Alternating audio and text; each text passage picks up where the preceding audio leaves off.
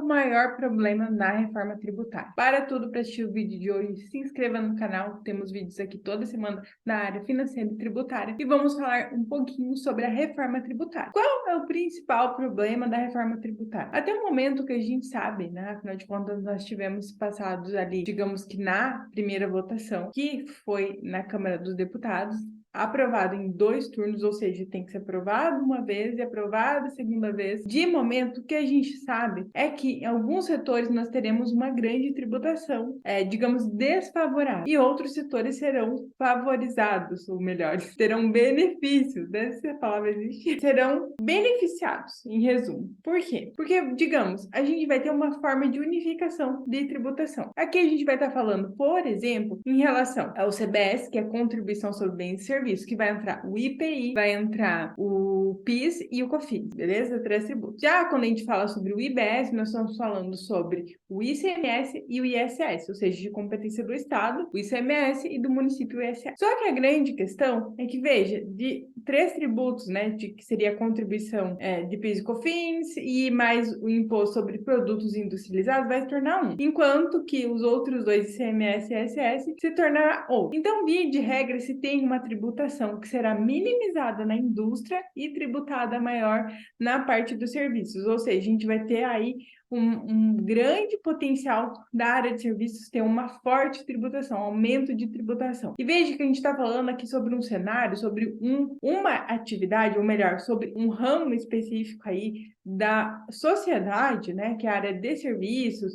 Isso aí a gente está falando, por exemplo, dos profissionais liberais no contexto geral, dos médicos, advogados, contadores, dentistas, enfim. E estamos falando sobre a parte de serviços que gera a maioria da renda no país, ou seja, aquela atividade específica, né, aquele setor específico dos serviços, são o que geram 80% dos empregos que a gente tem hoje formalizados no país. Então, a gente está falando da renda, do emprego, daquilo que gera principalmente a economia local. Então, quando você olha aí para o local onde você mora, né, no seu bairro, enfim, na área central, né, você vai verificar que existem diversos comércios específicos menores, né, que prestam serviço. E esses comércios locais, né, que você precisa, via de regra, aquela atividade específica prestada por uma pessoa, enfim, tem um grande potencial ali de geração de renda mesmo, né? Porque dificilmente as grandes escalas conseguem ser feitas no serviço. Os serviços personalíssimos conseguem ter grande força dentro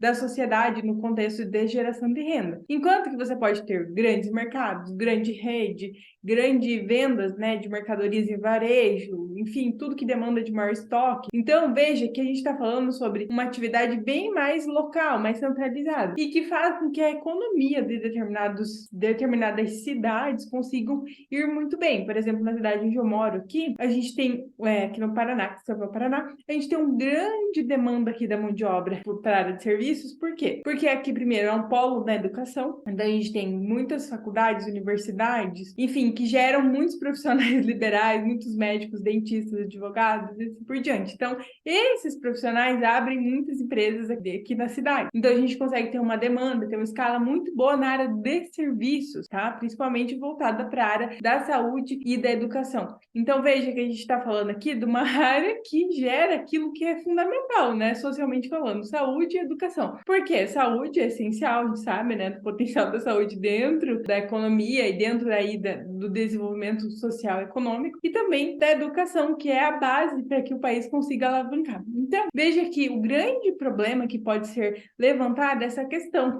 da tributação voltada mais para a área do serviço e, digamos que, minimizar, reduzir a parte da tributação quando a gente está falando da parte das indústrias, tá? E, principalmente, o comércio também vai ter o benefício porque a gente vai poder ter crédito. Então, o que acontece? Dentro do comércio, a gente tem a compra de mercadoria. Então, veja que compra de mercadoria, você vai ter direito a crédito. E você, muitas vezes, não tem uma alta demanda tão efetiva como no serviço da mão de obra, onde a mão de obra é o que tem maior impacto, muitas vezes. Então, quando a gente olhar para atividades que quase não tem custo de aquisição, por exemplo, a gente está falando dos profissionais liberais, médicos, médicos, dentistas, advogados, via de regra, eles não têm muito custo com mão de obra e eles têm mais se relaciona com o serviço dele específico. Então, significa que ele não vai ter muito crédito. Como exemplo, vamos falar da parte da advocacia. O que o advogado tem de custo? Por exemplo, dentro do escritório. Aluguel, telefone, energia elétrica, internet. Então, assim, o custo baixíssimo relativamente, enquanto que se ele tiver mão de obra, é um custo relativamente mais alto, porque ele paga 20% sobre a folha de pagamento. No entanto, o que a gente está falando sobre a folha de pagamento não tem direito a crédito. Aluguel, energia, telefone vai dar um crédito baixíssimo em relação à quantidade de venda. Então, veja que o impacto da tributação é mais forte. Então, aqui fica, né, essa reflexão para que